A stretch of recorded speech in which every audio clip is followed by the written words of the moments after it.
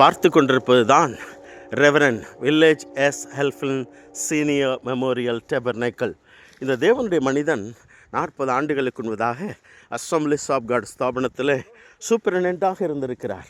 இந்த தேவ மனிதன் இந்த ஒரு 10 ஏக்கர் நிலத்தில் தேவனுடைய ஆலயத்தை கட்டி ஒரு எழுப்புதலுக்கு காரணமாக இருந்திருக்கிறார்.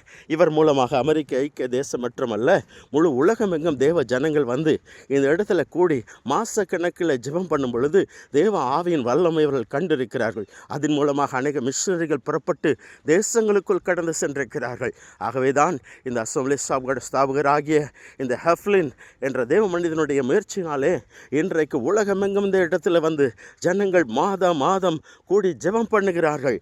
இந்த இடத்துல வந்து நீங்கள் ஜெபிக்கும் பொழுது உங்களுக்கு அநேக தரிசனங்களை கற்றுக் கொடுப்பார் என்றால், தரிசனமுள்ள தேவ மனிதன் எங்கே தன்னுடைய உழைப்பை விதைத்திருக்கிறாரோ அங்கே தேவன் தரிசனங்களை கொடுக்கிறவராக இருக்கிறார். தரிசனம் இல்லாத இடத்துல ஜனங்கள் சீர்கட்டு போகிறார்கள். நீங்கள் தரிசனமுடையவர்களாக இருந்து நீங்கள் இந்த அமெரிக்க ஐக்கிய தேசத்தில் வந்து இந்த இடத்தை கண்டு செல்லும்படியாய் நான் உங்களை வரவேற்கிறேன்.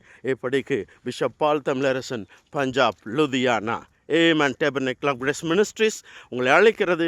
வாருங்கள், நாம் இணைந்து தேவனுடைய ஊழியத்தை செய்வோம். God bless you all. ஏமேன்.